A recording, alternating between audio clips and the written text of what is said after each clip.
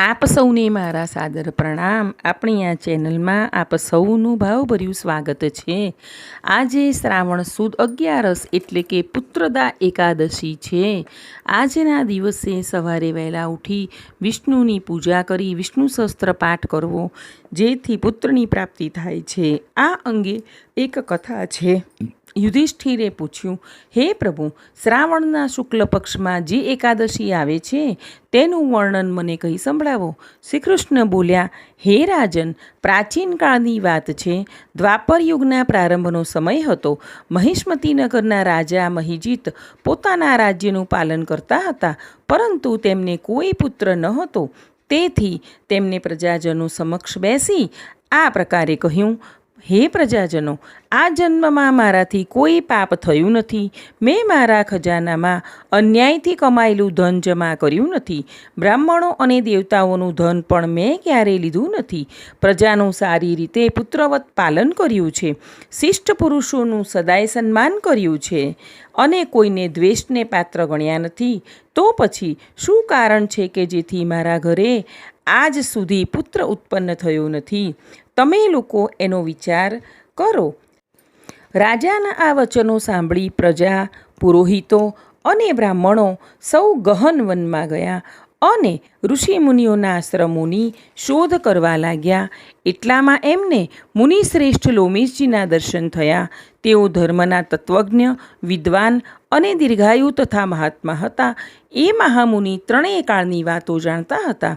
મુનિને જોઈને બધા લોકોને ખૂબ આનંદ થયો.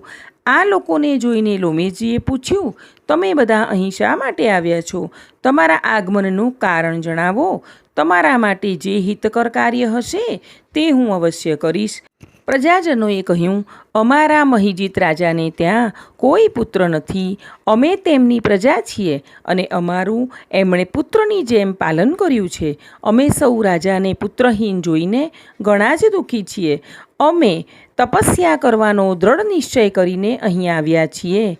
હે મહામુનિ, રાજાના સદભાગ્યે અમને આપના દર્શન થયા છે. મહાપુરુષોના દર્શનથી જ સઘળા કાર્યો સિદ્ધ થઈ જાય છે. હે મુનિ, હવે તમે અમને જણાવો કે કયું કર્મ કરવાથી અમારા રાજાને પુત્ર રત્ન પ્રાપ્ત થાય. એમની વાત સાંભળી મહર્ષિ લોમેશ બે ઘડી ધ્યાનમગ્ન થઈ ગયા.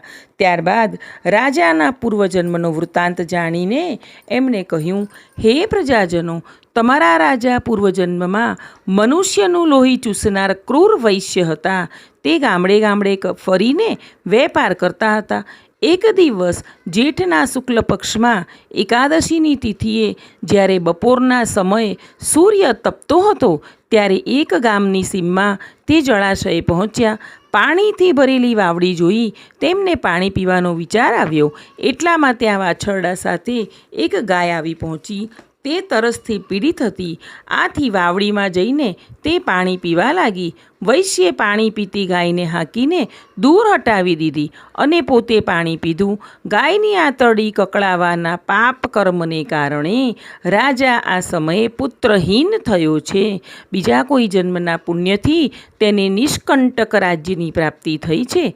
પ્રજાજનોએ આ સાંભળીને કહ્યું કે અમારા રાજાના પાપો નષ્ટ થઈ જાય અને તેમને પુત્રરત્ન પ્રાપ્ત થાય તેવો કોઈ ઉપાય બતાવો. ત્યારે લોમેશજીએ કહ્યું કે શ્રાવણ માસના શુક્લ પક્ષમાં જે એકાદશી આવે છે તે પુત્રદા નામે વિખ્યાત છે. તમે લોકો એનું વ્રત કરો અને એનું પુણ્ય તમારા રાજાને અર્પણ કરો, જેથી રાજાને ત્યાં જરૂર સંતાન થશે. બધા મુનિને નમસ્કાર કરી નગરમાં આવ્યા અને વિધિપૂર્વક પુત્રદા એકાદશીનું વ્રત કરી જાગરણ કર્યું. તેનું પુણ્ય રાજાને અર્પણ કરી દીધું. ત્યારબાદ રાણીએ તેજસ્વી પુત્રને જન્મ આપ્યો. સર્વત્ર આનંદ છવાઈ ગયો. પુત્રદા એકાદશી મનવાંછિત ફળ આપનારી છે. જેને પુત્ર નથી તેને આ એકાદશીનું વ્રત ખાસ કરવું અને બાલકૃષ્ણ શ્રી કૃષ્ણને કરગરીને સ્તુતિ કરવી. કરારવિંદેન પદારવિંદમ મુખારવિંદે વિનવેશયંતમ વટસ્ય પત્રસ્ય પુટે શયાનમ બાલમ મુકુંદમ મનસા સ્મરામી. વળી આજે પવિત્રા એકાદશી પણ હોવાથી ભગવાનના કોઈ પણ સ્વરૂપને ખાસ પવિત્રા ચડાવવા. આ એકાદશીના વ્રતથી મનુષ્યો પાપોથી મુક્ત થઈ ઇન્દ્રલોકમાં જાય છે અને ત્યાં સુખ મેળવીને પરલોકમાં સ્વર્ગીય ગતિને પ્રાપ્ત કરે છે.